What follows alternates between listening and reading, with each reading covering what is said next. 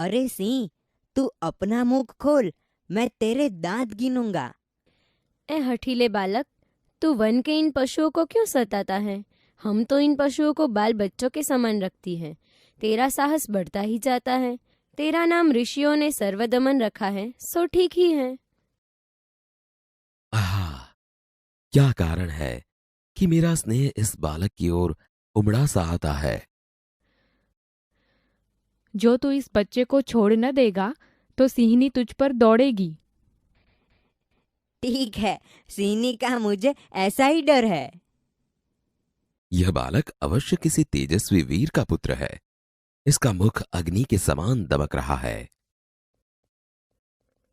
हे प्यारे बालक, सिंह के बच्चे को छोड़ दे, मैं तुझे खिलौना दूंगी। पहले खिलौना दे दो, लाओ, कहाँ है? आहा, इसके हाथ में चक्रवर्तियों के लक्षण है। अंगुलियों पर कैसा अद्भुत जाल है, और हथेली की शोभा प्रातः कमल को भी लज्जित कर रही है। हे सखी सुव्रता, यह बातों से न मानेगा। जा, मेरी कुटिया में ऋषि कुमार के खेलने के लिए मिट्टी का मोर रखा है, उसे ले आ। मैं अभी लिए आती हूँ। तब तक मैं इसी सिंह के बच्चे के साथ खेलूंगा। इस सुंदर बालक से खेलने को मेरा मन कैसा ललचाता है। धन्य है वे मनुष्य जो अपने पुत्रों को गोद में लेकर उनके अंग की धूलि से अपनी गोद मैली करते हैं और पुत्रों के मुख अकारण हंसी से खुलकर उज्जवल दांतों की शोभा दिखाते और तुतले वचन बोलते हैं। क्यों रे ढीठ, तू मेरी बात कान नहीं धरता? कोई ऋषि कुमार यहाँ है?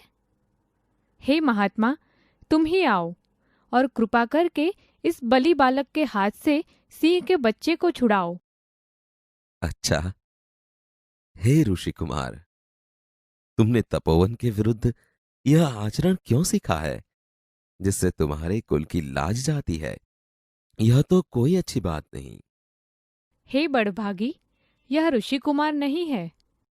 सत्य है, उसके काम ही ऐसे साहस के हैं, यह ऋषि कुमार नहीं जान पड़ता।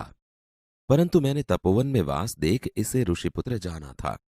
आहा, जब इसका हाथ छूने से मुझे इतना सुख हुआ है, तो जिस बड़भागी का यह बेटा है उसे कितना हर्ष होता होगा। बड़े अचंभे की बात है। तुम्हें क्यों अचंभा हुआ? इसलिए हुआ कि इस बालक की और तुम्हारी सूरत बहुत मिलती है, और तुम्हें जाने बिना भी इसने तुम्हारी बात मान ली। हे तपस्विनी, जो यह ऋषि कुमार नहीं है तो किस वंश का है? यह पुरुवंशी है। इसीलिए इसकी सूरत मुझसे मिलती है। पुरुवंशियों में यह रीति तो निश्चित है कि युवा अवस्था में वे महलों में रहकर पृथ्वी की रक्षा और पालन करते हैं, और वृद्धावस्था आने पर वन में जितेंद्रिय तपस्वियों के आश्रम में वृक्षों के नीचे कुटी बनाकर रहते हैं। देवता जैसी शक्ति वाला यह निडर और असाधारण बालक मनुष्य का पुत्र भला किस प्रकार होगा? हे परदेशी, तेरा यह संदेह तब मिट जाएगा जब तू जान लेगा कि इस बालक की माँ मेनका नामक एक अप्सरा की बेटी है। उसी के प्रताप से इसका जन्म देव पितर के इस तपोवन में हुआ। यह तो बड़े आनंद की बात सुनाई। इससे कुछ और आशा बढ़ी। इसकी माता किस राजर्षि की पत्नी है? जिस राजा ने अपनी विवाहिता स्त्री को बिना अपराध छोड़ दिया है, उसका नाम मैं ना लूंगी। यह कथा तो मुझ पर लगती है। भला अब इस बालक की मां का नाम पूछो। हे सर्वदमन, यह शकुंत लावण्य देख। कहाँ है शकुंतला, मेरी माता? यहाँ तेरी माता नहीं है। तुम इस नाम से धोखा खा गए सर्वदमन। मैंने तो कहा था मिट्टी के मोर को देख।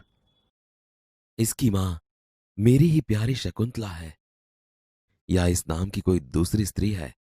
यह वृतांत मुझे ऐसे व्याकुल करता है जैसे मृग तृष्णा प्यासे हिरन को व्याकुल करती है। मुझे यह मोर बहुत अच्छा लगता है। ओह, बालक की बांह से रक्षाबंधन कहाँ गया? घबराओ मत। जब यह नहर से खेल रहा था तब इसके हाथ से गिर गया था, सो वह पड़ा। मैं उठाकर तुम्हें दिए देता हूं। अरे अरे, मत उठाओ, इसे मत छूना। ओह, इसने तो उठा ही लिया। यह लो। परंतु यह कहो कि तुमने मुझे इसको उठाने से रोका क्यों था? इस रक्षाबंधन का नाम अपराजित है। जिस समय इस बालक का नामकरण हुआ था, तब महात्मा मरीचि के पुत्र कश्यप ने यह धागा दिया था। इसका गुण है कि कभी यह धरती पर गिर पड़े तो इस बालक के माता पिता को छोड़कर इसे कोई दूसरा न उठा सके। और जो कोई उठा ले तो क्या हो? तो यह तुरंत सांप बनकर उसे डसता है।